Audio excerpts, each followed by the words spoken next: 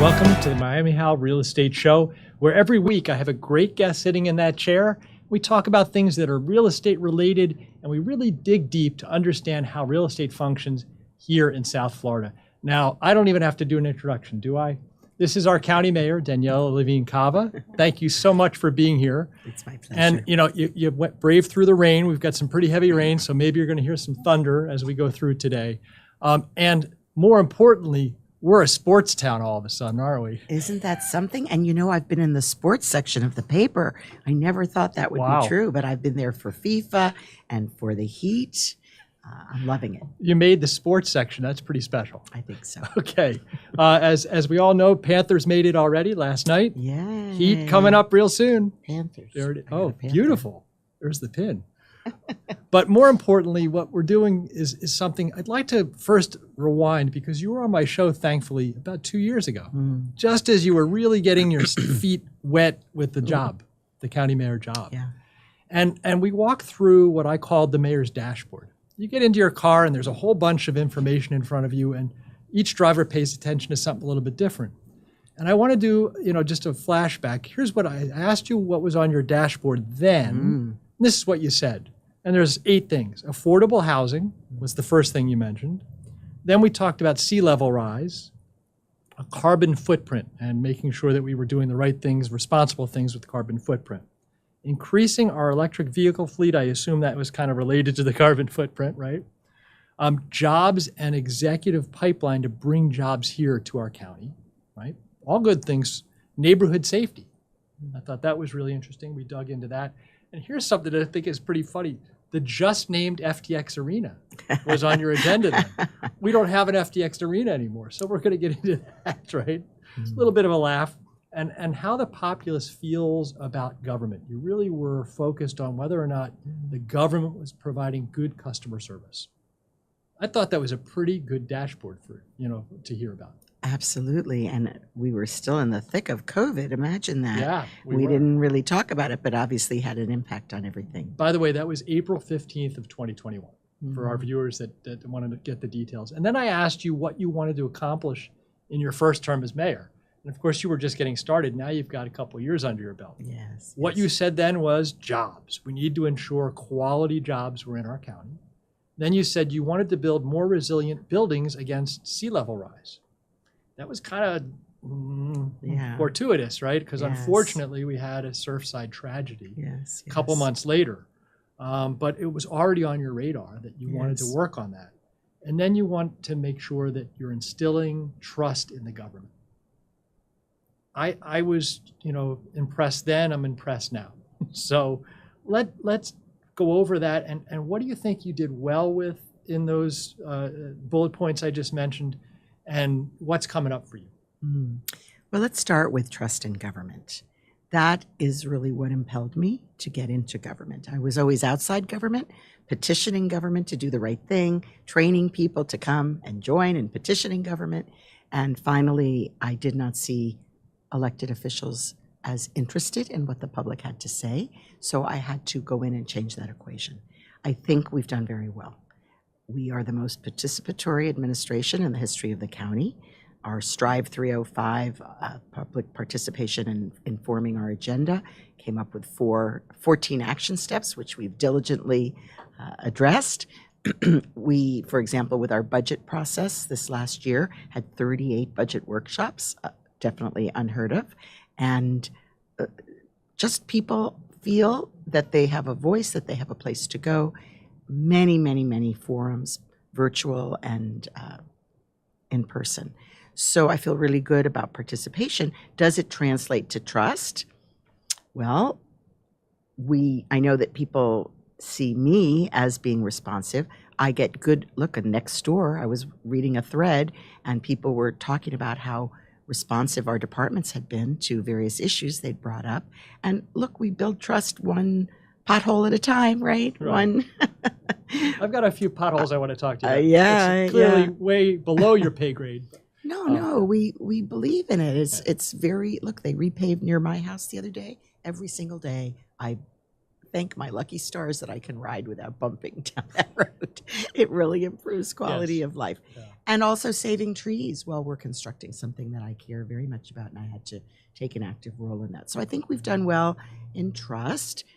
Look, at the time of April 2021, we did not know that we were going to have this incredible rush to move here and bring businesses here and create good jobs. Yeah. We about did to not talk know. about that. Incredible. So foreshadowing again. And of course, we're capturing that through our future ready economic development. And then as far as buildings and safety, look, I'm all about climate change and sea level rise and everything. We certainly did not anticipate in June the collapse of the Champlain Towers, and we've been able to increase safety issues for our buildings and also support funds for those who need to make improvements and haven't. And as far as housing goes, at the time the housing prices were kind of level, and again we didn't have that huge surge in demand. Yeah. And now we've declared a housing crisis. We did it a year ago, so April 22, we declared a housing crisis, and we've been working feverishly ever since. So let me give a little bit more background to our audience. You obviously already know this. Miami-Dade County is not like the rest of the country, right? No. We're still hot when it comes to the real estate market, where some of the rest of the country is cooling. And in April, Miami home prices were up 7.5% just compared to last year, and we're already high from last year, right? So they were selling at a median price of $575,000. These are numbers that I don't even believe that I'm saying, but they're true. Yes. However, this April were on market for an average of 65 days to get sold, compared to last year of 49 days. So it's taken a little longer to sell, but the prices are still up. And last year there were 655 homes sold. This year there were 655 homes sold in April, and last year 1,129. So we're really seeing a slowdown in the pace, Yes. but not in the pricing. At different strata, expensive homes versus more affordable, they sell different. Neighborhoods are different neighborhoods, so that's expected. But let's look at Palmetto Bay, something that you're probably rather familiar with, right? Where I live, yes. Yeah. Pre-pandemic, in April of 2019, so right before the pandemic, home prices averaged $570,000. Nice bedroom community, really had a great reputation, and that was a fair price at the time. What do you think it is today? Well, it's got to be around $1 million. It is $999,000. Yes, So you're darn yes, close. yes. Now it peaked in October of last year, and just before April, it was still hovering around $1 million. So we're down a tiny bit from there.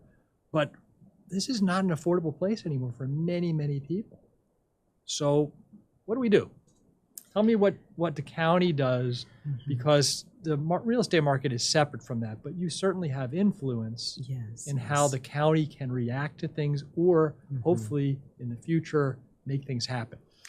We declared a housing crisis a year ago, and immediately we raised funds to finish off last dollar on developments that had gone sky high because of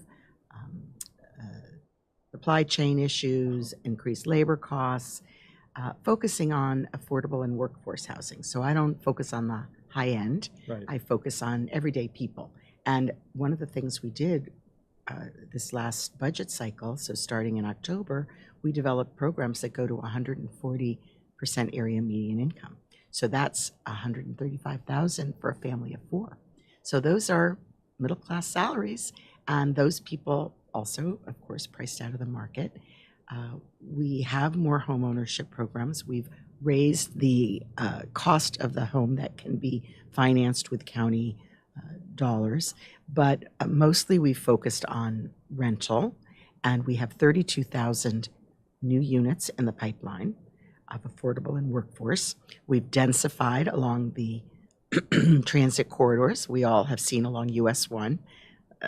The buildings are going up, and those units are going fast. Yeah. People want to live along the metro rail. They're willing to give up a car. Many of the owners don't even own a car. or one rather than two car household. So those bring down the prices. When you build more densely, when you reduce the parking, then prices come into line. And government subsidy has allowed also, not all, but some of those units to be more within reach. So we've done a lot on the development side, the dollars to close the deals and make sure they can go forward. We're renovating what we call naturally occurring affordable housing, so maybe a little older multi-unit building. We don't want the owner to knock it down and build a more expensive property. So we actually give grants to those owners so that they can keep the prices affordable for 30-year commitment.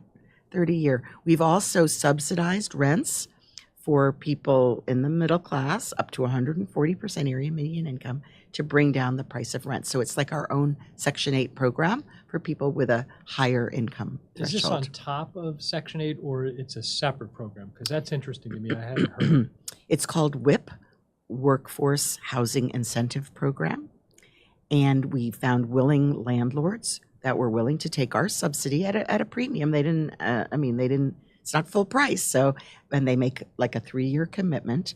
And so it is part of the programming, what we call the Homes plan, which has 6 components. So people can go to miamidade.gov/homes and get all of the information about the various programs. You're giving me great information, but I can hear you struggling. You've been cheering too much for the Heat and the Panthers, right? Well, I'm recovering from my 3rd bout of COVID. Oh, Yes. my goodness. Yes, 3 absolutely. times. Yes. You're a 3-time champ. And I'm fully vaccinated, Alex, too. any chance there's water over there? We can bring it in for the mayor.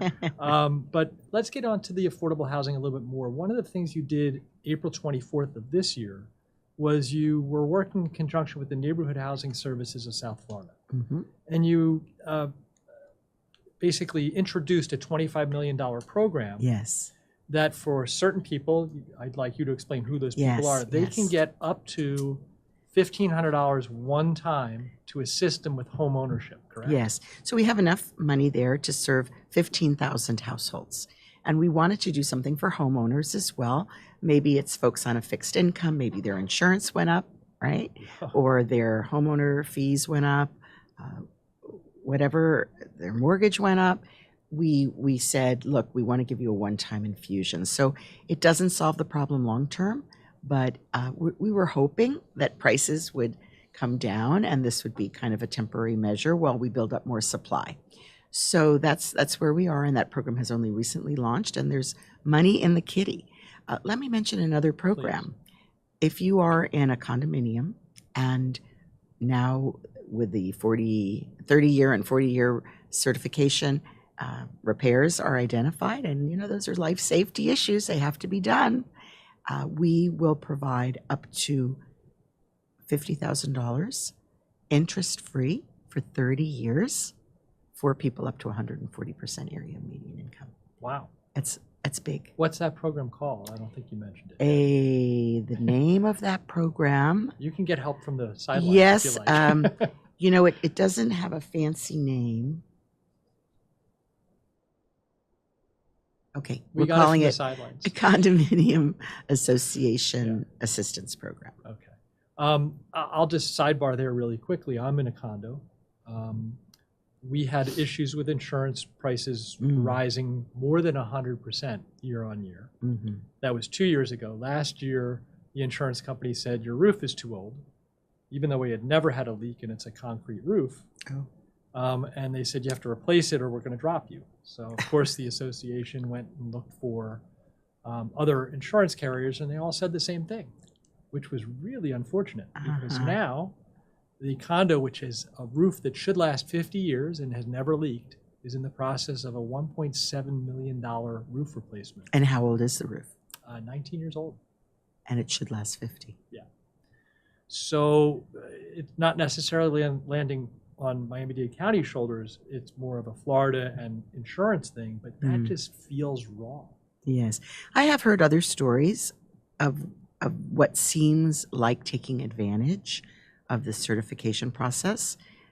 I don't know really what the solution to that is. If you can't find an insurer that will take it, does seem no leaks, not that old, Right. doesn't seem so necessary, Yeah. right? It's one of those things that's a real head scratcher, and I'm Mhm. wondering if after you hear a number of these stories, there's something that the county can do to influence what's going on at the state level, because the state also is trying to find relief for homeowners and renters as well. Right. And this just seems patently unfair. Well, I wonder if there's some independent evaluation that could be rendered that would at least put on record and sort of put the insurance company on notice, like, hello, there's life still in You mean this roof. There's sanity in government that might assist Yeah. people that are in insane situations? Well, Yeah. well, think about that. You know, we pay for, and we have engineers and architects and inspectors within our building department, but they're hard to come by. You know, we like everyone now; they're in hot demand, and we cover those through fees, right? People building fees. It's a department that pays for itself, really. But I definitely will take that back and see if there is a solution we can add. I appreciate that. We're just going to go back very briefly. The program that helps homeowners with one-time up to $1,500. You said you have enough to help 25,000 homes. 15,000 households. Sorry, 15,000. $1,500. When you're talking about a mortgage payment or insurance or even property tax, it doesn't seem like a lot of money. No. How does this kind of, in your mind, how does this carry a good message forward and the program forward when it's only $1,500 in this economy? Yeah. So obviously there's always quantity or quality. Right. And we did want to reach as many households as possible. And we know that thousands and thousands are in this position. So it was a difficult choice. We have the range of programs that help renters. If we were to start paying people's mortgages, we would soon use up the funds. So, and these are mostly one-time funds. The Condominium Association assistance is not one-time funds because we're taking it from our surtax money. So that's a replenishing fund, which is interesting. But the others come largely from the federal government sources, and that is not a recurring source. You had mentioned earlier in the program that COVID really changed the landscape down here, and a lot of people came down to this fun and sun of South Florida, right? So we have a lot more people buying, a lot more people renting. The prices have gone up for that, because of that. It's changed what an old, native Floridian feels about South Florida. Just a couple of words on what your thoughts are on how the landscape has changed simply because of what COVID did to us here. Yeah. Well, I do think Miami-Dade County is one of the most dynamic places on the planet by virtue of these constant shifts and changes. You and I remember Hurricane Andrew, how that changed the population. A lot of people left and new people came in. And I think we're in another cycle, if you will. I think overall it's a great benefit to us. Obviously, we have people building like mad. The crane is still the state bird. And the metal kind of crane. That's the one. Course, yeah. And so we have people bringing their money, their ideas. It's a very it's a dynamic time. So I think we have to embrace it. I was recently at a charity event, and I asked how many in the audience had come to Miami in the last couple of years. And like a quarter of the group stood up. I thought, okay, this is a group of people that really wants to be part of our community. So we need to embrace that. But usually it's with challenges come opportunities. The challenge is really that we've got these housing prices that are insane. Yeah. And we haven't beat it yet. We've got a number of things happening, but everybody has to step up to the table and we have to do more. Yeah, it's a little prognostication, but what do you personally feel will be happening with our markets in general, real estate market, in the next 6 months or so? Based on the programs that are out there and just what you feel from the government. You have a sense of how many people are coming in, how many people are going out. What does it look like 6 months from now? You're the expert on real estate, but I think that just as you said, we're still, the demand may be slower, but still a demand. Yeah. Price is not coming down. And so we just have to find new ways of housing people. By the way, you got a little side note. You may want to grab that. And then the other thing that I want to kind of talk about is with more people here and the density you were talking about along certain corridors, we have traffic, right? It pre-existed. Oh, am I telling you something new? Well, I know you and I are frequently in touch about traffic. Yes, we are. And we'll get to that too. But I want to start kind of wide on traffic because it's not only a problem here, it's all across the country. We have millions, tens of millions of more people in the United States than we did even 5 years ago. So it's going to be a problem. Let me start off with MDX because I'm a little confused and I'm sure other people are a little confused. Yes. And I'm going to read this paragraph.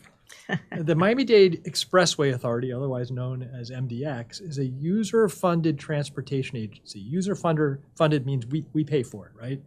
When we drive, we pay for it. Okay. And it's dedicated to improving the mobility of people, goods, and the economy in Miami-Dade County. Sounds good so far. Okay. The not-for-profit agency was created in 1994, so almost 30 years. By the Miami-Dade County Commission to establish local control of toll revenues, that's the word nobody wants to hear, but they have to pay, on 5 expressways and to ensure that the toll revenue collected would be reinvested to improve transportation locally. It's a big paragraph. Sounds good. First thing, it's been 30 years. Do you believe the MDX is functioning the way it should for Miami-Dade County? Yes, it was created to collect toll revenue and improve roads. Yes, it is. And it was done because at the time the county commission didn't want to increase toll revenues. So they created an independent authority that would take that on. And I think it has worked well.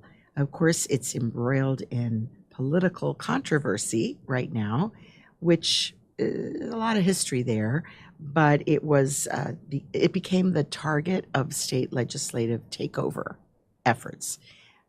At the time, I think the MDX was regularly raising the tolls and not necessarily tying it to immediate needs. Okay. And that was really getting under people's skins, right? It was like built in. Yeah. I remember when I was a new commissioner and the commission gets to appoint representatives to MDX, I asked the applicants, would you do away with that practice of automatically increasing the tolls? My candidate, who said he would, was not selected by the commission. Just a little history note, kind of a told you so kind of a thing. So, I think it was independent and maybe a little too independent. So there was some crosshairs, and they started in the legislature to try to take it over. It's in litigation, and then they won a first round that they could continue to operate despite the state creating another parallel structure. And then in the state legislature, they again came up with a way that they thought could get around some of the restrictions. It will be litigated probably this summer. And you probably just answered subtextually my next question, which is the 826, the Palmetto, is not part of the MDX, and that's a head scratcher for me. Is that because there's the parallel structure, perhaps? I'm wondering. No. Yeah. I don't know the exact configuration, what roads were part of MDX or not, and why it was decided at the time. I cannot tell you that. But I can tell you that the next chapter of what I was describing, there is a new director of MDX, and they are not just continuing the increases in tolling, and the various concerns that the state legislature had were addressed by the existing leadership and board. So it's kind of a head scratcher why the state still wants to take it over.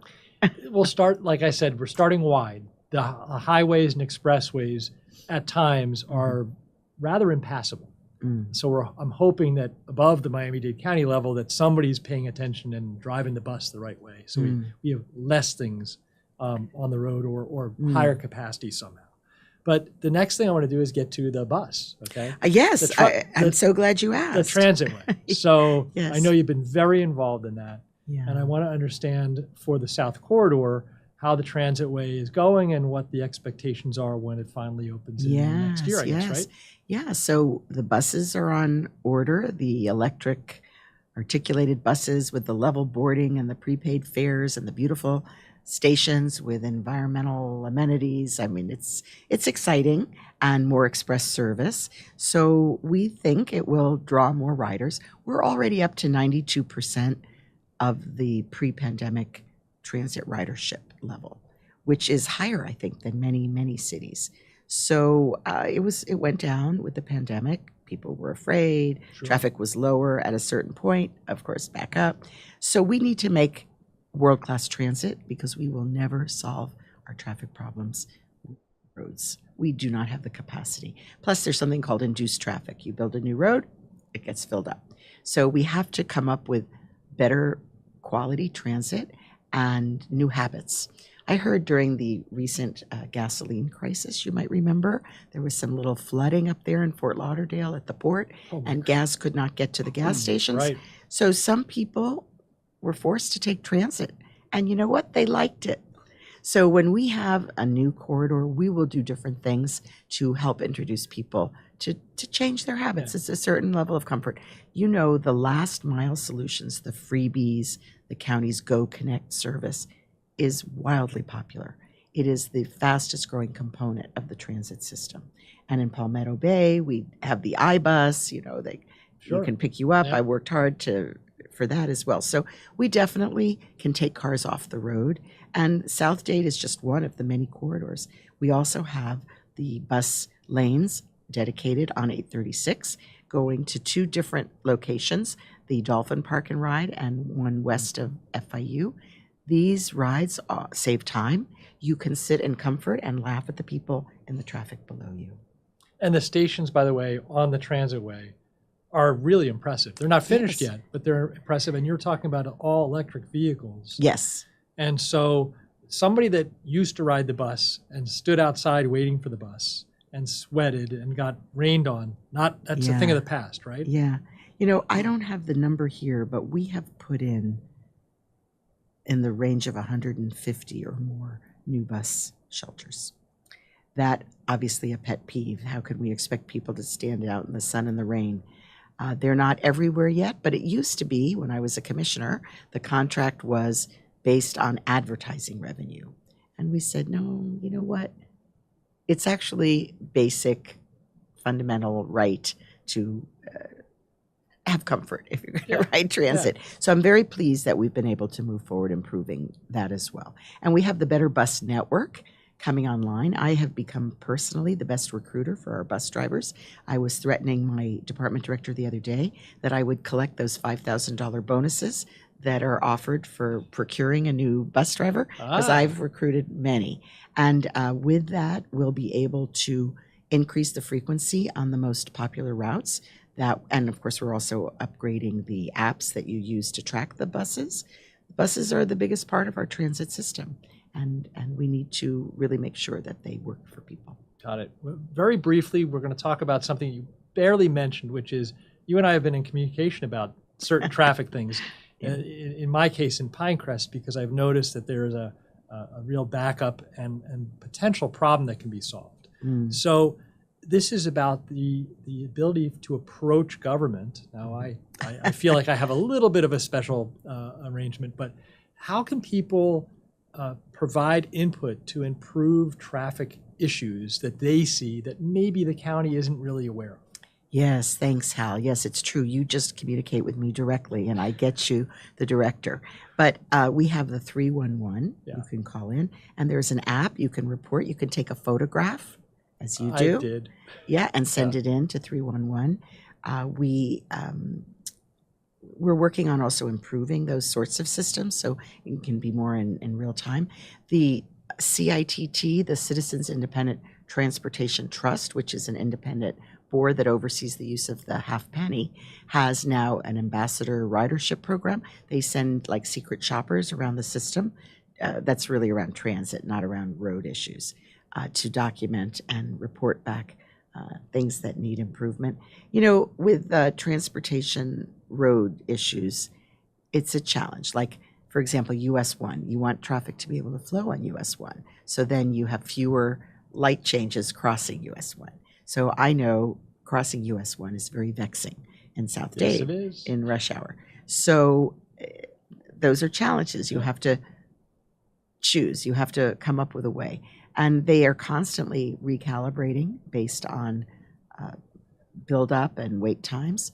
And, you know, because of your requests, people have gone out and done those necessary studies to see, do we need to adjust those times? I can tell you where I live, there's more traffic circles coming on Old Cutler. Yes, there are. That was something I worked on a lot as a commissioner, and we saw the traffic simulation that showed significant improvements in travel time, eliminating the traffic lights. It's fluid. You don't have to depend on waiting when there really isn't any other traffic the other way. So hopefully that will help as well. That's great. Now, 2 years approximately into your term, and you've already said you want to do this again. Yeah.